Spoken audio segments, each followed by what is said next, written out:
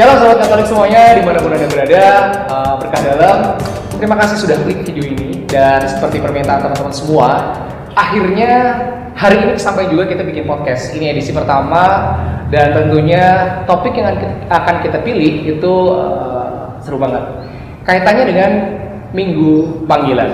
Nah, kali ini seperti biasa, karena temanya adalah podcast, jadi saya nggak akan ngomong sendiri. Sudah hadir bersama saya sore hari ini, bukan hanya satu, bukan hanya dua, tapi 3 orang narasumber.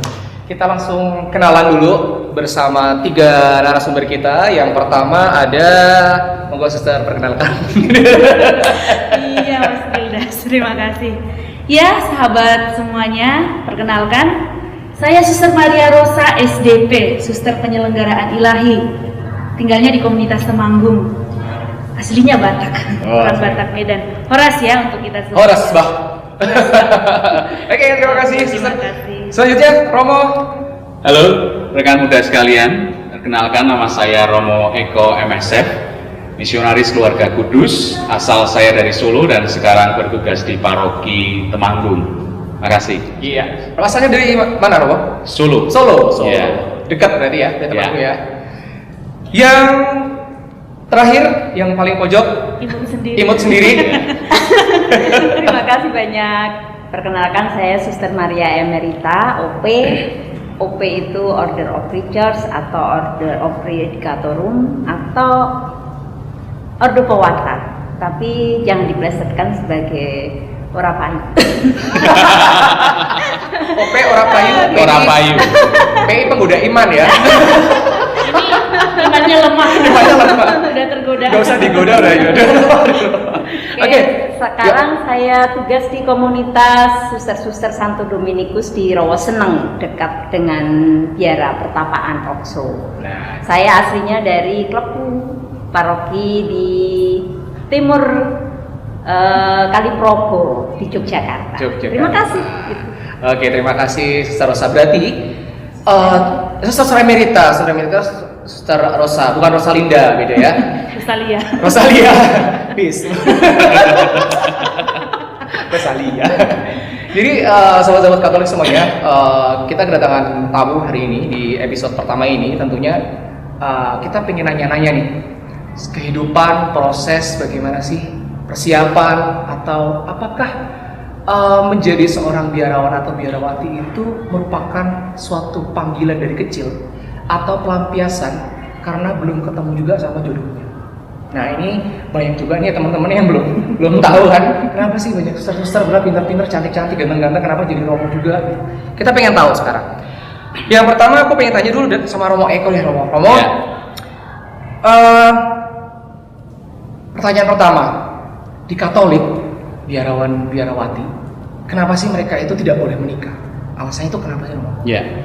Di dalam gereja Katolik itu kan kita bisa melihat ya, ada kelompok orang yang dipanggil secara khusus oleh Tuhan untuk mewartakan kerajaan Allah, sehingga fokusnya adalah pewartaan kerajaan Allah itu sendiri. Nah, caranya bagaimana?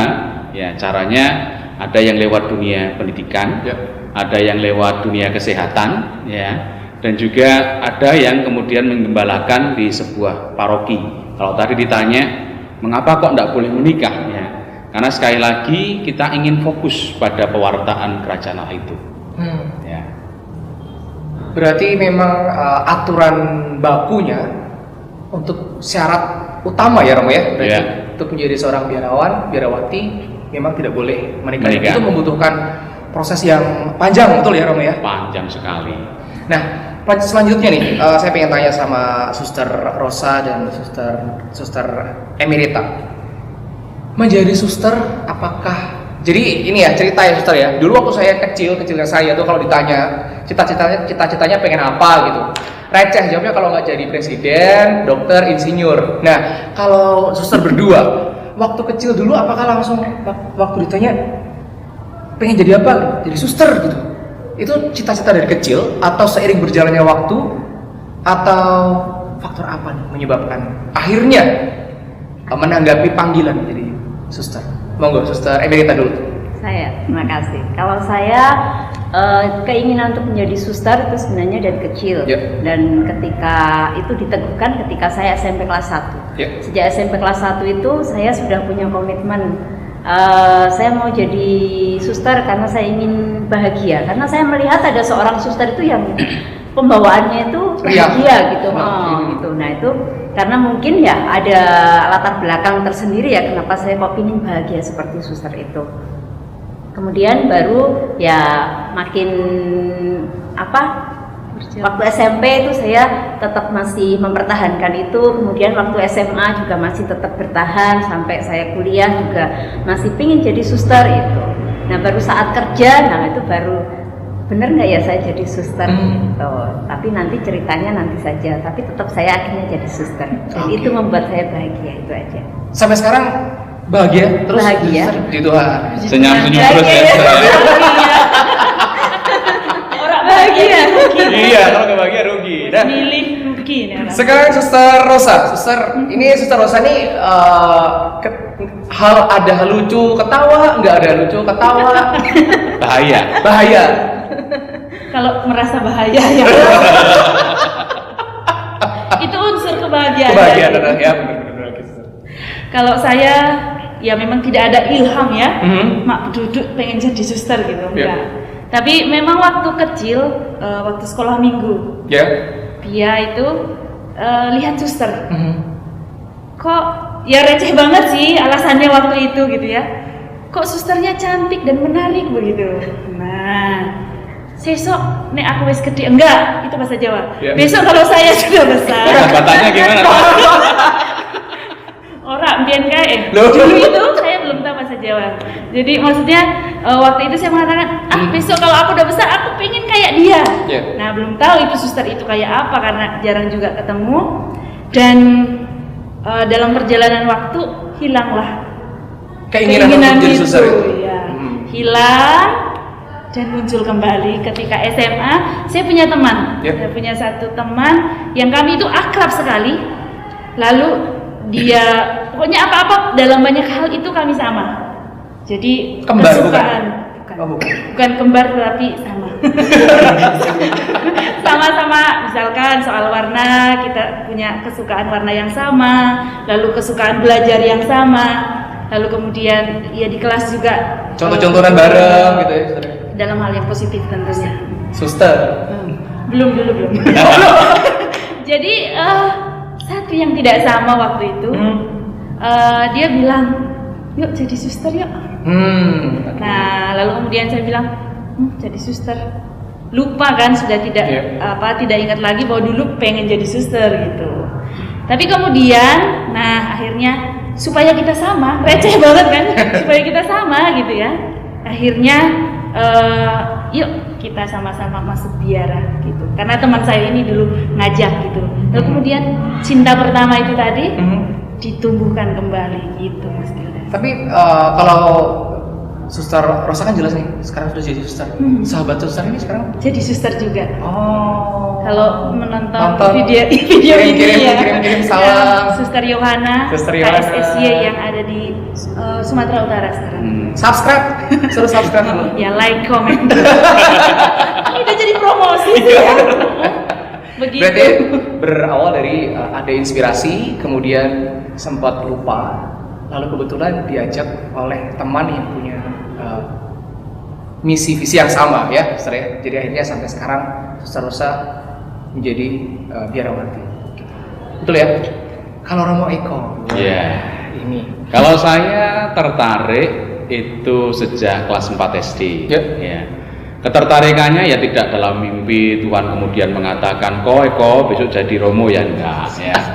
Tetapi ketertarikan itu juga dari apa yang dilihat pada waktu itu. Saya memang ketika Ekaristi ikut misa itu saya tertarik dengan figur Romo ketika mengenakan kasula, ketika kemudian juga berkhotbah. Ini yang menarik saya ya, sehingga ketika ditanya oleh guru itu kemudian saya mengatakan cita-cita besok jadi apa? Jadi Romo gitu. Jadi mulai dari SD 4 SD sudah punya cita-cita. Ya. Anak sekarang kalau ditanya cita-cita pengen jadi apa? YouTubers Romo. Gamer. Gamers. Terus setelah dari kelas 4 SD itu, tapi kan ada perbedaan ya Romo, kalau setahu saya antara perbedaan menjadi biarawati dan biarawan khususnya untuk menjadi Romo ini kan jenjang sekolahnya pasti ada perbedaan ya. Yes. Startnya dimulai dari, kalau boleh tahu kalau dari suster itu untuk misalnya panggilan nih, misalnya saya dari gitu, bukan saya lah, misalnya siapa si cewek nih, umurnya sudah berumur taruhlah 25 gitu. Tapi baru ada panggilan untuk menjadi suster, masih bisa nggak? Bisa, Masih sangat bisa. bisa. Masih bisa. Tuh berarti buat teman-teman yang di rumah, suster sekalian nih, karena ini kan minggu panggilan. Yang umurnya 25 tahun gitu. Jangan sedih gitu ya. Kalau ada suara dari hati, jangan ragu karena Anda belum terlambat untuk mengabdikan diri, memberikan diri sebagai biarawati untuk melayani secara lebih total gitu ya. Berarti dari umur 25 nggak masalah? Nggak apa-apa. Jadi di biara itu, jadi kongregasi atau ordo itu punya batasan-batasan usia Beda-beda. Yang bisa diterima sebagai calon itu. Kalau di kami penyelenggaraan ilahi itu sampai 30 tahun. 30 tahun masih diterima? Masih bisa diterima, sudah bekerja atau dia lulus SMA lalu bekerja dulu karena seperti teman angkatan saya, dia sudah bekerja 8 tahun lalu kemudian masuk ke PI atau SDP. Nah, itu bisa batas usianya itu maksimal 30 tahun. Nah, Suster Emerita, untuk sampai ke kaul kekal ya, itu butuh biasanya berapa lama sih, Suster? Kan pertama itu kita, kalau istilah dari kami itu simpatisan gitu ya. Iya, simpatisan. Yang punya keinginan untuk jadi suster gitu. Nah, itu diberi kesempatan paling untuk live in di biara, untuk mengenal gitu ya, untuk semakin mengenal, terus kami kontak-kontak gitu. Nah, setelah itu kalau misalnya memang iya, berarti ke jenjang berikutnya itu aspiran. Aspiran itu masih berada di luar biara. Jadi mengikuti kegiatan paling yang melihat-lihat dulu lah gitu, itu aspiran. Nah, baru setelah paling tidak itu nggak ada batasnya ya. Waktunya nggak ada ya. Bisa sebulan, bisa 2 bulan, bisa seperti angkatan saya hanya 2 bulan kurang ya, hampir 1 bulan lebih sedikit. Nah, terus ada yang 9 bulan, ada yang sampai 1 tahun lebih. Kami bertiga itu beda-beda aspirannya. Baru masuk postulan itu 1 tahun. Postulan itu sudah masuk di biara dan sudah mendapatkan pelajaran-pelajaran gitu, yang entah kitab suci, kemudian spiritualitas kongregasi seperti itu. Terus baru 1 tahun itu postulan, baru aspiran 1 tahun. Nah, setelah novis itu 2 tahun. Yang pertama tahun kanonik, terus tahun kedua itu sudah mulai terjun ke komunitas. Jadi di karya, orientasi di karya, tempat karya di komunitas-komunitas begitu. Terus baru setelah itu kalau memutuskan kaul sementara, kaul pertama. Kaul pertama. Nah, batas untuk sampai kaul kekal itu maksimal 9 tahun dari kaul pertama. Itu kalau di tempat kami. Kalau misalnya sampai 9 tahun ternyata masih ada keraguan, ya sudah, berarti memang dia menghendaki untuk mundur gitu. Batasnya. Jadi setiap tahun itu ada pembaharuan kaul, dan pembaharuan kaul itu untuk 1 tahun bisa, untuk 2 tahun bisa, untuk 3 tahun bisa. Jadi istilahnya ya, Suster Romo, Suster outsourcing dulu. karyawan baru diangkat tetap gitu. 2 tahun baru semalam saya rapat dah. Outsourcing kan. Kalau Romo gimana Romo? Ini kalau Romo tahu kan lebih panjang ya siapanya Romo ya? Baik, kalau tadi usia pasti ada batasan ya, yaitu kurang lebih juga sama 30 tahun. Jadi ketika seseorang, saya mau membahasnya itu kalau jalur normal ya. Jalur normal itu artinya ketika selesai SMP itu bisa mendaftar di seminari menengah. Ya, kalau di sini itu di Mertoyudan. Biasanya itu membutuhkan waktu kurang lebih 4 tahun ya. Setelah selesai ya, itu pasti memilih ya tarekat ya atau ordo atau serikat ya. Ada MSF, ada Yesuit, bahkan juga ada diosesan atau projo ya. PR ya. Artinya bisa memilih dari begitu banyak, baik itu diosesan atau projo ataupun juga tarekat-tarekat. Nah, di situ untuk masuk kemudian ke tarekat tertentu itu membutuhkan proses juga ya. Kalau tadi 4 tahun ya. Kemudian untuk berikutnya adalah masa novisiat. Kalau setelah selesai dari seminari menengah. Novisiat atau tahun rohani itu ada yang cuma setahun. Tetapi ada juga yang butuh waktu 2 tahun. Masing-masing itu pasti memiliki sebuah kebijakan terhadap formatio ya, atau pendampingan terhadap calon ya. Nah, kalau kita ambil contoh yang paling lama 2 tahun berarti sudah butuh waktu 6 tahun ya. Kemudian setelah itu profes atau kaul untuk pertama kali itu biasanya kalau kita itu butuh waktu itu 4 tahun ya untuk menyelesaikan studi strata 1. Sudah berapa tahun? 10. Nah, 10 tahun ya. 10 tahun kemudian ada yang namanya tahun orientasi rohani. Ya. Nah, terus kemudian ada juga yang menyebutnya sebagai tahun orientasi karya. Tahun orientasi pastoral ya. Ada juga yang mengatakan tahun orientasi karya. Top atau top ya. Itu juga fleksibel. Ada yang setahun, ada yang 2 tahun. Kita ambil contoh aja yang setahun ya, berarti sudah 11 tahun. 11 tahun itu di luar, artinya setelah selesai strata 1, kemudian masuk ke medan karya untuk mencicipi medan karya 1 tahun atau 2 tahun. Medan karya itu apanya Romo? Ya, bisa jadi ada yang kemudian di paroki, ditempatkan di paroki selama 1 tahun. Kayak KKN gitu, Mas? Ya, ada juga. Ada juga yang kemudian ditempatkan contohnya di di tempat pendidikan, sekolah atau itu kurang lebih 1 atau 2 tahun. Ya, kita ambil contoh yang 1 tahun berarti sudah berapa? 12 tahun. 11 atau 12? 11 tahun ya. Kemudian kurang lebih 1 tahun di luar untuk orientasi karya atau orientasi pastoral kembali lagi untuk menyelesaikan program imamat atau S2.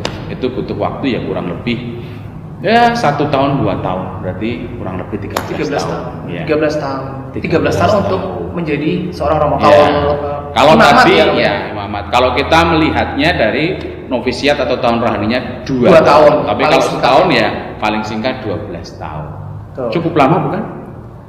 12 tahun. Nyicil omah lunas. KPR lunas.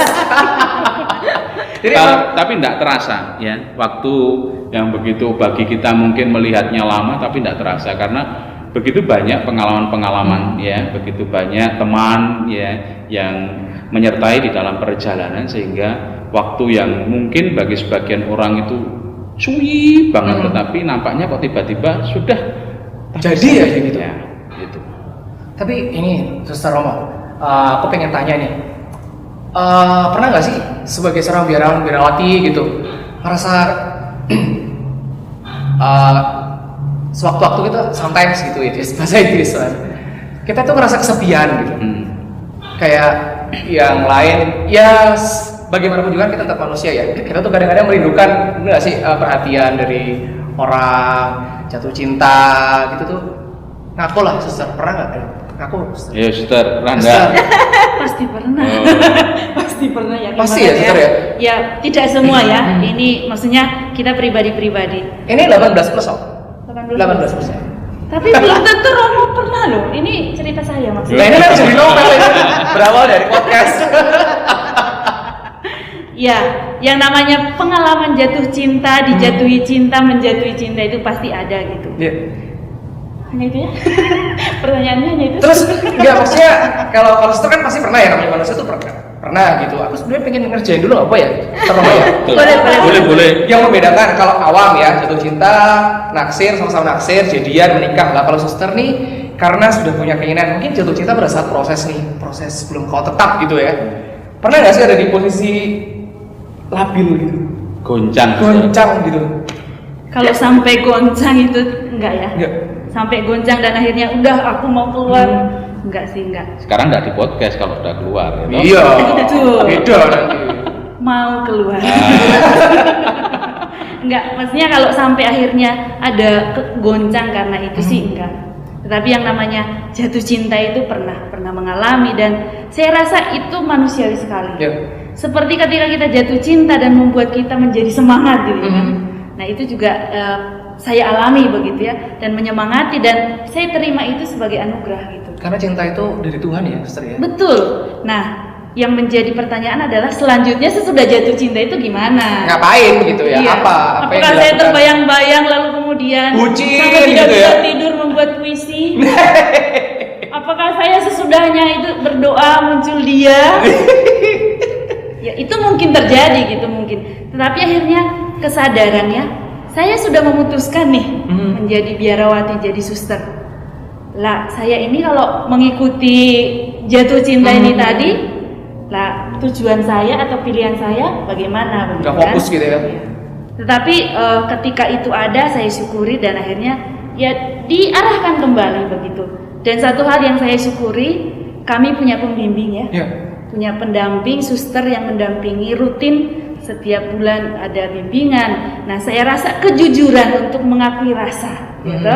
Ketika saya jatuh cinta, saya mengatakan, suster, saya sedang jatuh cinta, dan kita akan mengolah itu bersama. Tidak salah dan tidak disalahkan begitu, tetapi kita olah.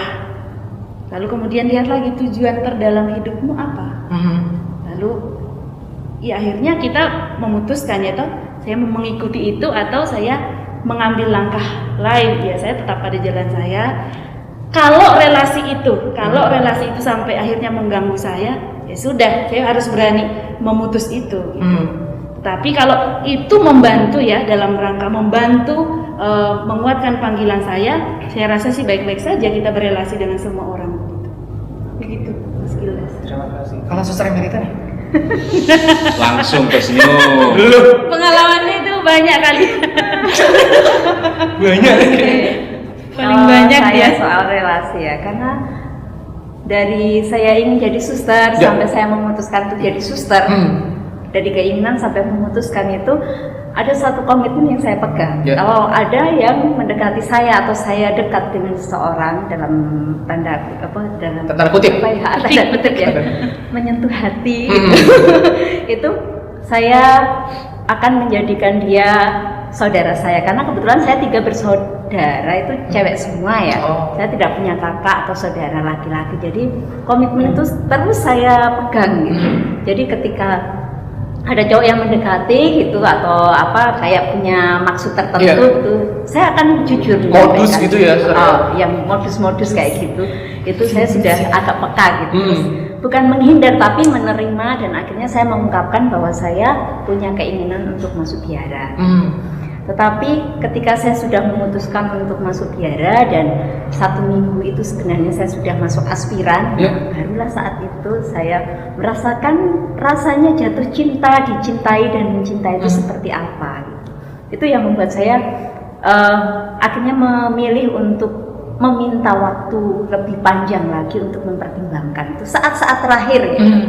Nah terus akhirnya saya melihat lagi perjuangan saya untuk bertahan dan berjuang sampai memutuskan menjadi suster dari kecil ya. Nah, masa sih saya hanya akan menyia-nyiakan semua perjuangan saya hanya karena alasan ini nih laki gitu.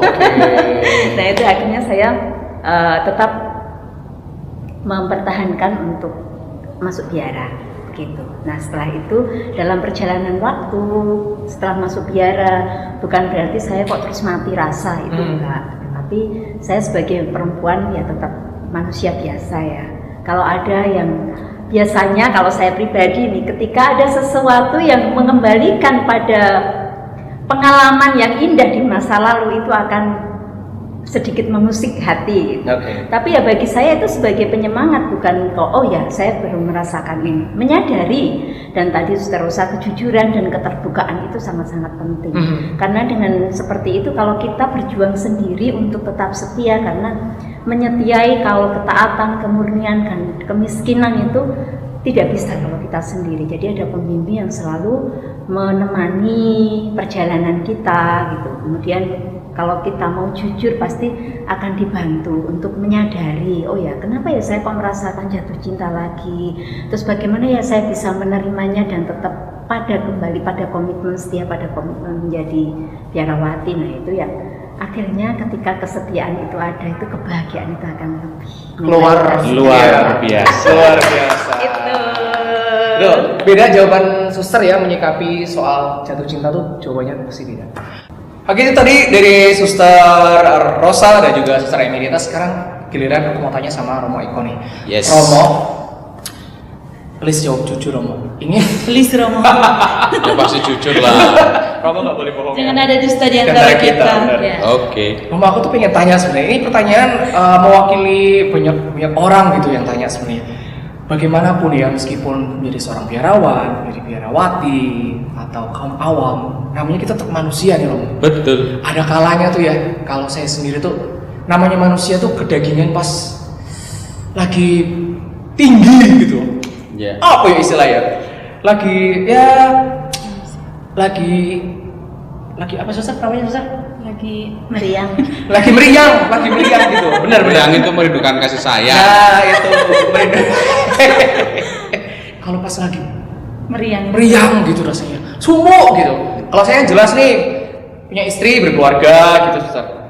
Suster Romo. Kalau Romo atau suster gitu, tapi diwakili Romo mungkin ya. Tapi jawabannya pasti beda ya Romo sama suster ya? Romo saja. Romo saja ya, nanti ya kita coba Setuju. menggali Romo. Ya. Apa yang dilakukan? Karena gini Romo, aku tuh pernah baca juga di podcast sebelah gitu. Menjadi biarawan itu sangat mengurangi intensitas berada di dalam kamar sendirian karena memancing dosa. Sebenarnya terus hal apa sih yang biasanya dilakukan? Ya. Romo tuh. Baik. Ya kalau tadi dikatakan kalau sedang panas gimana? Ya hidupkan kipas angin tuh Mas. AC ya, Ya. Artinya gini ya, seperti yang tadi saya katakan bahwa untuk menjadi imam, biarawan maupun biarawati itu salah satu syaratnya itu sehat jasmani dan rohani. Ya. Artinya ya kita memang harus laki-laki tulen, dan kalau suster ini juga harus perempuan tulen ya. Kalau tidak tulen ya tidak akan pernah bisa jadi biarawan maupun juga biarawati. Nah, kalau tadi juga sudah dikatakan oleh suster berdua, baik suster Rosa maupun suster Emerita, sama sebetulnya ya. Yang namanya manusia untuk jatuh cinta itu pasti ada. Mau masih normal ya. Hampir sama juga bagaimana untuk mengolahnya ya, yang paling pokok. Kalau tadi kan saya katakan ketika Mas Gildas tanya ya, kenapa kok enggak nikah? Kalau tadi kan saya katakan untuk kerajaan Allah, fokus kita untuk kerajaan Allah. Begitu banyak hal yang bisa kita kerjakan. Ada yang di dunia pendidikan, ada yang di dunia kesehatan, dan juga mungkin di paroki-paroki ya.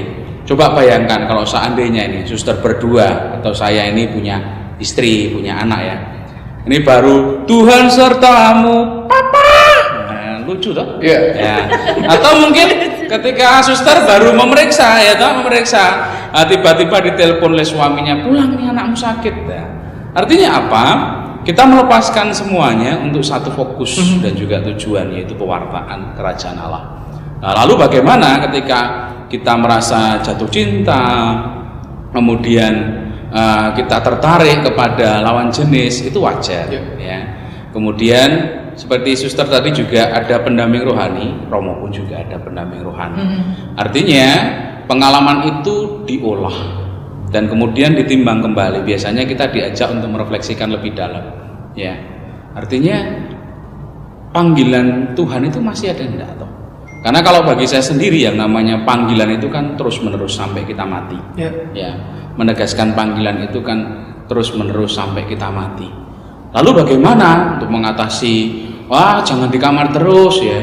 Artinya ada beberapa juga imam, biarawan maupun juga biarawati di kamar, tetapi paling tidak ada fokus dari sebuah pekerjaan tertentu. Contoh, kalau hobinya gambar ya gambar, kalau hobinya membaca ya membaca, ya toh. Kalau saya ini kebetulan nih hobinya itu tulen, ya. Jadi kunjungan sana, kunjungan sini, semakin kenal dengan orang banyak. Nah, di situ artinya kita, menurut saya secara pribadi, ya, disitulah menegaskan panggilan saya sebagai seorang imam ketika saya berjumpa dengan umat, ya. Karena disitulah kadangkala kita itu merasa ya bahwa umat itu juga membutuhkan sapaan dari imam. Dan itu yang bagi saya sendiri cukup untuk menegaskan sebuah panggilan. Dan kadang-kala kalau kita sudah fokus seperti itu, ya pikiran-pikiran yang lain itu hilang udah enggak masuk. Biasanya kalau kita itu enggak ada kegiatan langut ya, yang nama setan itu kan datang. Ya, tiba-tiba ada cewek cantik ya, atau cowok ganteng ya, seperti itu. Jadi masing-masing dari antara biarawan, biarawati, imam pasti punya begitu banyak cara ya, dan salah satunya adalah kita punya pendamping. Ini yang pokok, dimana kita kan tidak sendiri saling menguatkan gitu ya Romo ya. Dan biasanya itu tantangan paling besar menurut saya itu kesendirian ya. Ketika sendiri itu kadang-kala itu kita butuh yang namanya itu, kalau kita sendiri tiba-tiba ada orang yang siap untuk menerima kepala kita langsung. Tetapi kalau kita seandainya senantiasa punya sahabat, punya teman untuk berbagi pengalaman, di situ sebetulnya kita senantiasa diingatkan terus-menerus ya, maneges kalau bahasa Jawa itu. Apakah betul aku itu dipanggil ya, seperti itu. Masing-masing dari antara saya, suster berdua pasti kalau bisa dikatakan itu kan, kalau dulu aku hanya sekedar tertarik dengan jubah, dengan kasula, dengan atribut Romo, dengan khotbah ya. Kemudian tertarik kedamaian menjadi seorang suster, atau tertarik karena apa? Ya tadi bersama dengan temanku untuk menjadi, itu baru panggilan dasar. Ya, dalam perjalanan terus-menerus kita diajak. Apa hanya sekedar itu? Kalau hanya sekedar itu, pasti kalau sudah menemukan kedamaian ya sudah. Atau ketika saya sudah mengenakan jubah, sudah mengenakan kasula, ya sudah selesai toh. Padahal lebih daripada itu. Gitu. Oke, Romo. Berarti itu suster Romo juga manusia sama seperti kita semua gitu ya. Ada masanya juga struggling, kesepian gitu ya Romo ya, suster ya. Bingung mau ngapain ya. Tapi pernah nggak sih ada kekhawatiran, rasa kekhawatiran waktu besok tuanya gimana gitu? Siapa yang mau jawab nih? Suster mau jawab? Suster Amer. Emerita. Kekhawatiran. Kalau sudah tua suster, nanti bagaimana? Kalau sudah tua. Jadi kalau misalnya kami di biara itu suster-suster yang sepuh itu kan tidak di dalam arti tidak ada rumah sepuh gitu ya. Tidak ada rumah sepuh. Jadi kami suster-suster yang sepuh itu tetap berada di tengah komunitas. Nah, dengan sendirinya yang muda-muda itu pasti akan merasakan ya.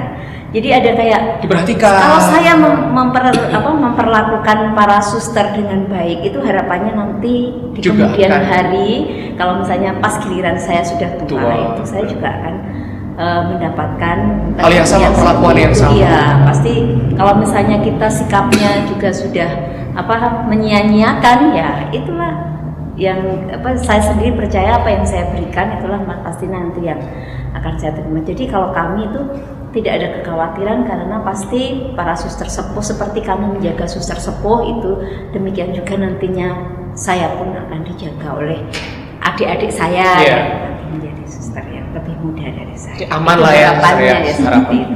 Dan saya percaya toh mungkin saat tua nanti saya sudah pikun, sudah nggak tahu bagaimana gitu. Itu. Semoga tetap suster ya, tetap bahagia terus. Amin. Amin, suster. Bahagia. Oke, suster Romo, sebelum kita tutup, aku pengen dengar ada nggak sih pesan harapan khusus buat orang tua mungkin yang punya anaknya punya cita-cita jadi biarawan biarawati, atau juga untuk adik-adik kita, anak-anak kita yang juga punya keinginan ada sedikit bibit panggilan untuk menjadi seorang biarawati. Monggo, siapa? Suster Rosa? Oke. Panggilan Tuhan itu bukan sesuatu yang ujuk-ujuk begitu, atau misalkan ketika saya dengar suara Tuhan, Maria Rosa aku memanggilmu, enggak. Kadang-kadang samar, kadang-kadang enggak jelas. Tapi ketika kita merasakan ada sesuatu gerakan, disitulah kita perlu untuk mendengarkan itu. Maka sahabat-sahabat muda, satu hal, Tuhan kita itu tidak pernah ghosting ya. Dia nggak pernah ghosting kita, nggak pernah tiba-tiba meninggalkan, nggak. Cintanya itu nggak PHP gitu. Maka jangan khawatir, jangan pernah takut untuk mencoba walaupun ini bukan sekedar coba-coba gitu ya, untuk mendengarkan panggilan Tuhan. Kamu orang muda. Tuhan nggak pernah ghosting, beda sama gebetan situ. Romo Eko, silakan Romo. Kalau saya mengajak kepada rekan-rekan muda sekalian, jangan pernah takut untuk mencoba. Ya, kadangkala bisa jadi ada keraguan. Keraguan itu tidak akan pernah menemukan sebuah kepastian kalau kita tidak mencoba. Jadi rekan-rekan muda berani untuk mencoba. Berani untuk mencoba, karena mencoba itu nggak salah ya Romo ya. Betul. Terima kasih. Terakhir dari Suster Emerita, silakan. Sebenarnya sama ya. Dulu saya takut untuk masuk suster karena saya takut nanti kalau akhirnya saya tidak lanjut atau pulang. Tapi satu pesan dari kakak dari ibu saya, yaitu Pak D saya yang kebetulan juga Romo MSF, beliaunya mengatakan, kalau kamu belum mencoba tetapi sudah ketakutan dengan apa yang belum kamu alami, itu namanya bodoh. Jadi jangan takut untuk menanggapi panggilan Tuhan, karena kita akan terus dimurnikan. Dan juga orang tua jangan takut untuk melepaskan putra putrinya, karena setiap anak itu memiliki jalan hidup dan kebahagiaan sendiri. Tinggal orang tua mengantar pada kedewasaan, biarlah mereka yang memutuskan untuk menemukan kebahagiaan mereka. Luar biasa. Oke, terakhir saya mengucapkan terima kasih untuk waktunya Suster Rosa, Romo Eko, dan juga Suster Emerita buat obrolan kita yang berisi ya. Semoga teman-teman juga di rumah merasa diberkati, dan tentunya jangan takut untuk mencoba, karena menjadi biarawan biarawati itu juga merupakan suatu berkat yang luar biasa, berkat tersendiri. Bukan cuma untuk mereka bertiga, tapi juga untuk kita semua. Oke, akhirnya saya Gilda Siri mengucapkan terima kasih buat teman-teman yang belum subscribe. Silakan subscribe, boleh langsung di like dan di share sebanyak-banyaknya. Terima kasih, saya Gilda Siri mengucapkan berkah dalam. Sampai jumpa di episode selanjutnya. Sampai jumpa. Sampai jumpa. Nah.